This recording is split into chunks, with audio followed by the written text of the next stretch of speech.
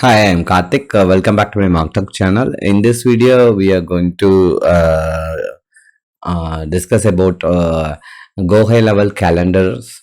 Calendar is a very vast topic. As you might know, local business runs on calendars and appointments because the customer has to schedule appointments, then visit the actual place and get their treatment, or like in case of like med spa, like gym, or like any local business, the appointments is the core part of the business.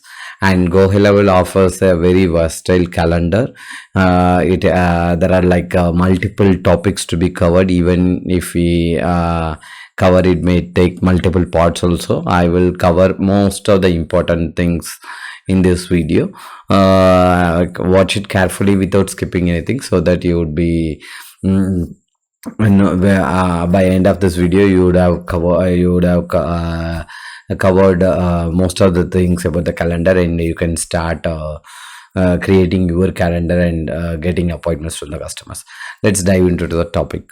There are like these are the seven topics I'm going to follow. Unassigned and group calendar. There are like two types of calendars available. One is unassigned and another one is group. Group is like multiple members of your team can be part of that group calendar. Whereas unassigned means like the calendar won't be assigned to any particular user won't take the calendar. But you can have an or workflow automation to assign it to the user at a later stage. And you can use Google Sync to manage. It can be a one-way or two-way sync with your Google Calendar. Those things can be covered. I will show it unassigned calendar. Say there are like under the calendar settings, calendars menu, there will be a calendar tab, and let's get into those calendar. If at all it has a practice calendar, I'm editing it just to showcase you all the capabilities here. Say this is a calendar, and you can see this doesn't have any users to select because it's not a group calendar. And you can have a name, description, and the URL slug, and you can also add a logo of your brand. Like you can add like any logo you may like to have. Like I'm adding welcome. This logo would be easy for your customers to remember your brand, and all those things. You can change the class widget type, and the appointment title also can be changed. You can use custom values here. Meeting location can be a Google Meet link or like a Zoom link. You can just copy your Zoom link and paste it here, or like you can get a Google Meet URL and you can paste it here, where the customers can virtually meet with you in case of like a virtual discussion, virtual appointment thing. And the link to calendar is the core topic, which is like you can sync your calendar with the external calendars.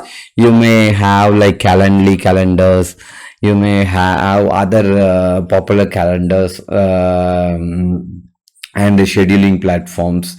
But there are the GHL doesn't offer direct integrations with all other platforms like Calendly or other scheduling platforms, but it offers sync with a Google Calendar. So you can make a two-way sync with your Google Calendar, and in turn you can have a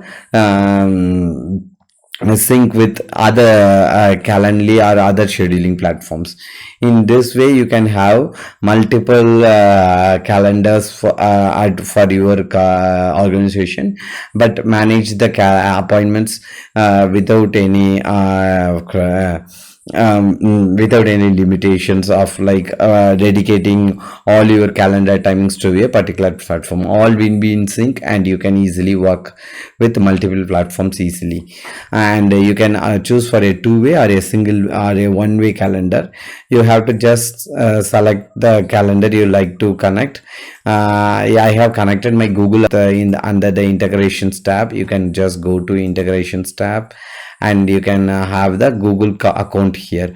Once your account is connected, you are good to go. And then it will populate here, where you can select the desired calendar, and then you can configure the options like one way, two way, or like disable trigger and all those things. Gohighlevel also offers Outlook integrations as well. I will show the later part of the video. So this is the unassigned calendar, and this is how you set it up. And regarding the availability things, that is the second tab of this calendar settings. Slot duration, you can select how much of time it's going for the per appointment. And buffer duration between appointment is like, if at all you want to have a appointment a buffer between each appointments, you can have a 10 minutes refreshing time for a chiropractic treatment or like a dental treatment. Those kind of things you can configure here. And appointment per slot, in case like if at all you have a virtual appointment, you can have multiple peoples for the same appointment, right? Then you can set like 5 appointments per slot, which means like in a particular slot 5 members can book the appointment. And appointment per day you can limit, but normally we won't configure. Like in default it will show only the open timings after the availability, as per the availability we have set. Minimum scheduling notices, like if at all you want last minute surprises of sudden rush, you can ensure that your people have to schedule their appointment in minimum in 7 days in advance, and they can book the calendar up to 30 days in the availability timing, say. But important thing is to notice here is like in case like you disable, you are not available on Saturdays and Sundays, then 30 days will be counting as per the working days. So for 5 in a month, 5 every Monday to Friday, it will calculate, and the 30 days of working days will be calculated. And till that time the customers will be allowed to book. Beyond that time, say if at all somebody is booking in May, you have set up as 30 days, then it would be available for the at least like June 15 or something. But if somebody wants to book in August 15, it would be possible, because you have set the date ranges 30 days only. And minimum scheduling notice, in case like you have current date is 15/5, but you have set the minimum scheduling notice as 7 days, then it would be allowed only after 7 days, like only after 22 only it would be available for the customers to book the appointment. So these are all the core parts. These are the core configurations for the calendar. And the confirmation thing is like, you can the key thing is like on default, I will show you in the actual calendar so that you can understand it much better. Okay, let's save it and then come back to this part, because the second menu, that scheduling notice and date range, this is the part we are covering in, and this is what I want to explain it in detail. Copy scheduling link, open it.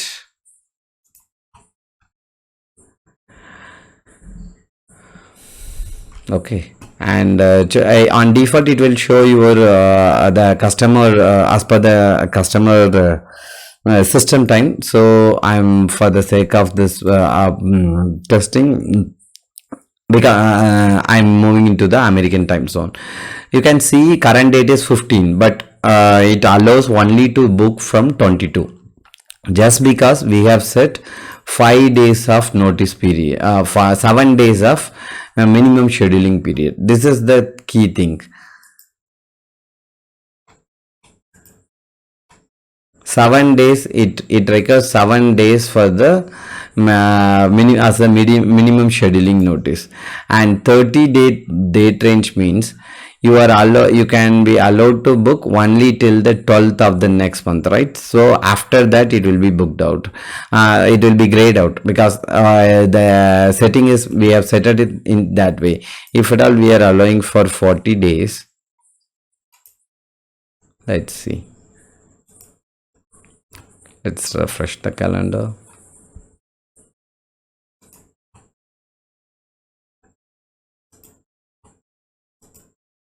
You can see it's now available till 22nd. So this is how it works. And and availability timings is, just because I have set as Monday to Friday, it will be available from Monday to Friday only. And I can change the timings, like I want 2 p.m. and my working hour is 10 a.m. and apply all, means the same time will be applied to all other days also. But I want some specific timing for extended timing for Friday on the last working day. So I made so it will be available on Friday alone. It will be available from 10 to 6.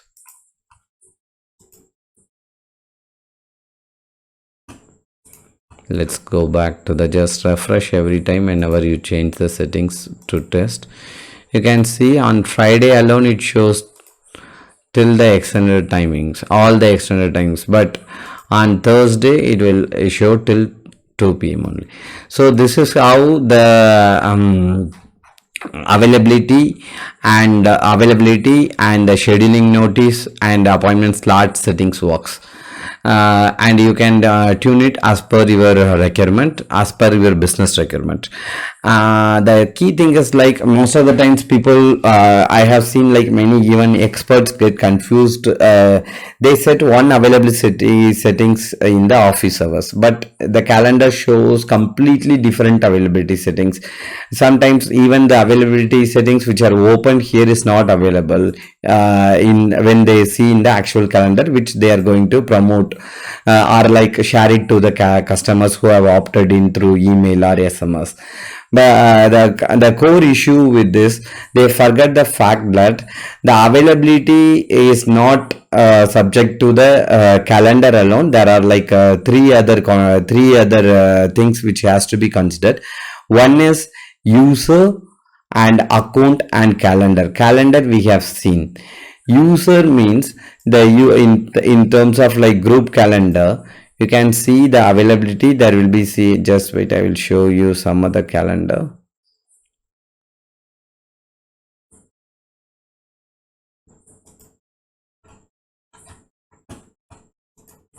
Just wait, just wait.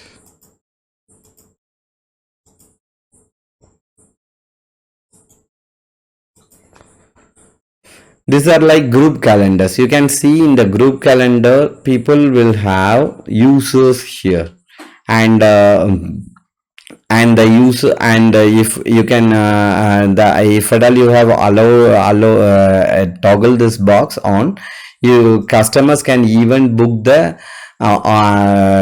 doctors or the artist, or like the or like the or like the gym, if multiple gym trainers are there, they can book the particular gym trainers also. But even if it's not, even if it's toggled off, there will be the calendar appointment can be splitted according to their availability, and or according to the, or equally distributed on a round robin manner. Here the it is set as, one user can be set as high priority and another user can be set as low priority, and all those things. The key thing I want to tell is, like, if this user is like has a different availability, and you have a different availability settings here in the calendar, then it would end in conflict, and it would generate unpredictable results, or like unpredictable availability timings in the calendar. All has to be in sync, the user, calendar, and the, just wait, sorry, oh god, the user, calendar, and the account settings. Sometimes people forget the fact that account is set as in the London time zone, but the user availability and the calendar settings will work on the London time zone only, but they will they believe that they have set it everything for the US time zone. So this kind of confusion occurs. So ensure that you have the correct setting for the user account and the calendar. I have shown this user, and these are like custom menu, mm, custom meeting links you can set. You can just copy the you can connect you can just copy the meet link or the Zoom link or any other link you wish to have for the for the virtual meeting. If at all you have a connected Zoom account, then it will show like this. You when you go to your profile in the under my profile, in settings my profile, and you can see that your integrations are available. You can integrate kind of Outlook calendar or the Zoom here itself.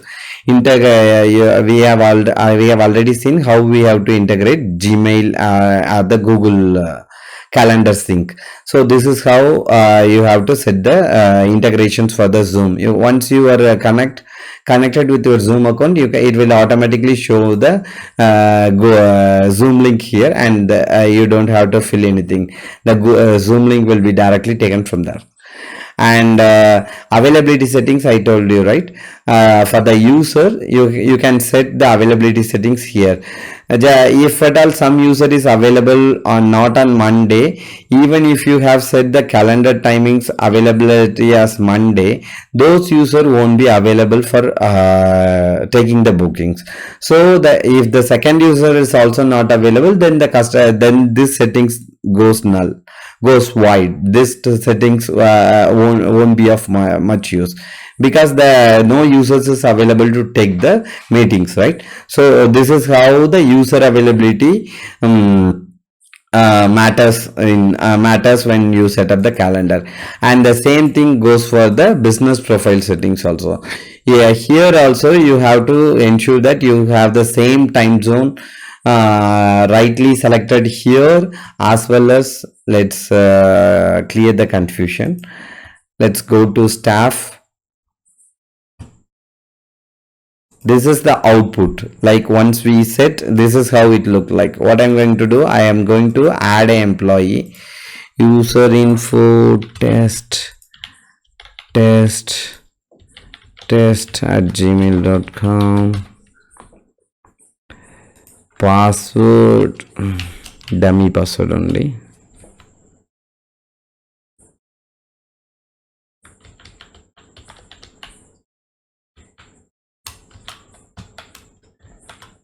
Yeah, ensure that you have selected all the things.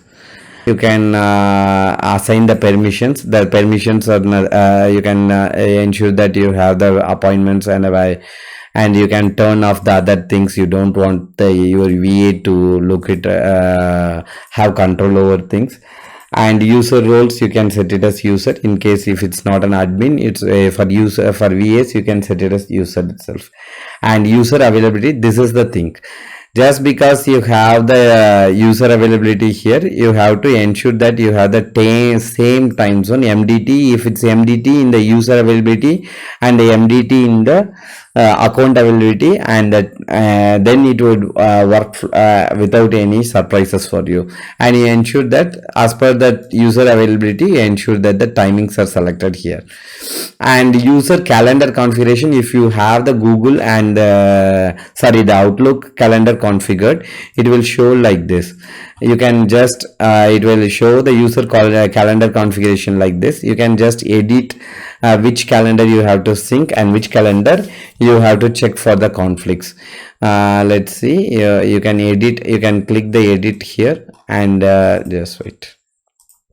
Yeah, edit here, and it will check for the check these places for the conflict. These are like the calendars associated with the email ID, and it will check for the conflicts there. And the same goes for the Google calendars also. So this is how you can set up set up the Zoom, Google Sync, Google one way, Google Calendar one way sync. So we have seen like there's 4 topics except that Stripe one. Stripe is like, if at all you have your Stripe, sorry, just right. You have your Stripe connected. Under payments, you have to. This is a demo account, so I haven't connected the Stripe yet. But you have your Stripe connected it will have a toggle option. You have a toggle option here, Stripe. And then you can feed that input value like $25, $35, or like whichever it's for the paid appointment thing. You can collect the payment from the customers directly while they book the appointment itself. And custom form is like, on default it will show a calendar like this, like select date. It will collect just first name, last name, phone, email. But for most of the most of the local business, they might have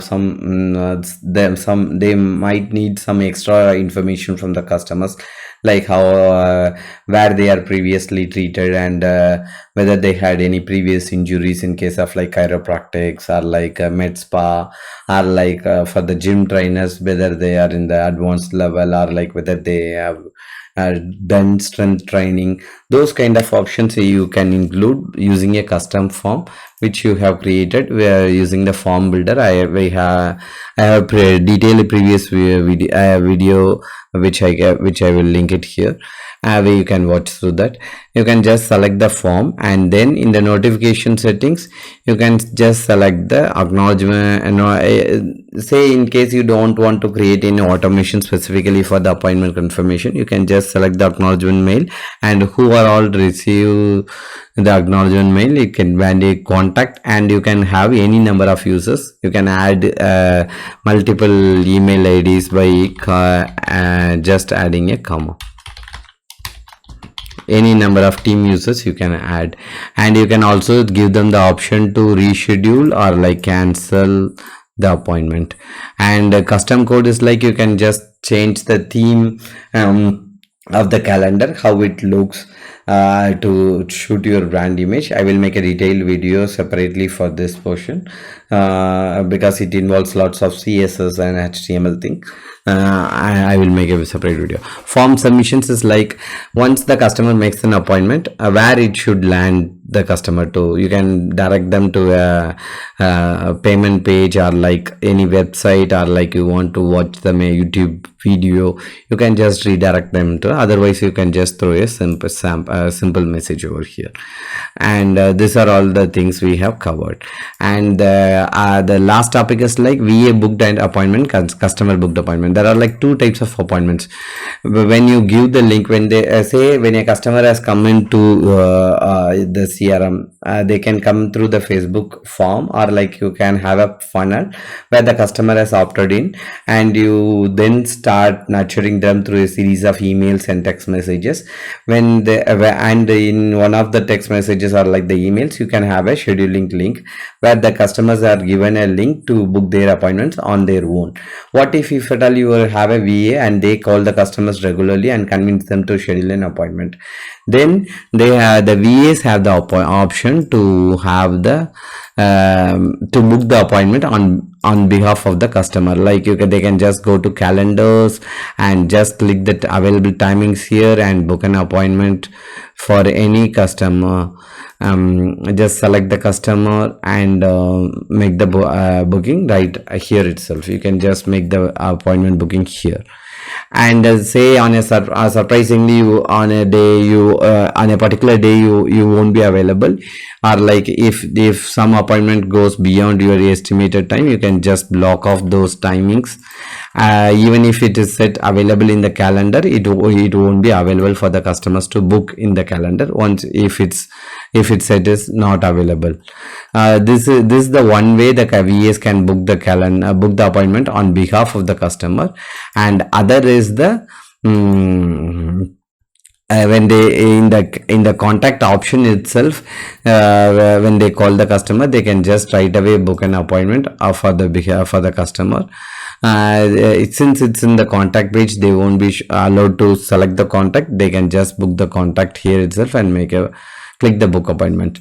This way the customers can VAs can book appointment on behalf of the customers. So VA booked appointment are like somebody from your team member can book an appointment separately, and customer can book the appointments through the link you have shared to the customers, right? So end of the day, once the customers may any appointment, you has to track. Earlier the reporting was in the calendar sections appointment, but now it has been moved to the reporting. So it has a detailed report who created the appointment, and what's the calendar. You can have multiple calendars, multiple group calendar, multiple unassigned calendars, which calendar is performing and which VAs are performing well, and when the calendar when on which days most of the appointments have been made. So all those things you can track it here. It's a completely different topic. You can just I have created a complete Google Looker Studio dashboard to track from Facebook leads to the CRM leads to the appointments to the, and then to the no shows, all those things. I will show you a detailed video separately. And one other thing is like you can mark the customers. Just wait. Okay. Let's go to calendars, appointments. You can just mark the status like so based on the changes you can move them to the appropriate pipelines also, like I will show it here. You can move them to no show or cancelled, or like reschedule, or like showed, whichever the way. You can create appropriate pipeline opportunities with different pipeline stages, and with an automation with a workflow you can you can move them to the appropriate stage. And this is the core thing I want to tell you. Like there are two types of appointments, because there are like different triggers available. I want to show this workflow to you. One is like appointment status is event type is normal, appointment status confirmed, and which calendar. You might have different calendars, so you might have different workflow to shoot each and every calendar. So you better to have a calendar field in the filter. You can ignore that also. It entirely depends on the business case. And the other thing is like customer booked appointment. Customer booked appointment is customer has booked an appointment directly on his own through your calendar link, right? Okay. And now you can set a condition like workflow trigger is customer booked appointment. If it's yes, it's better to name it also.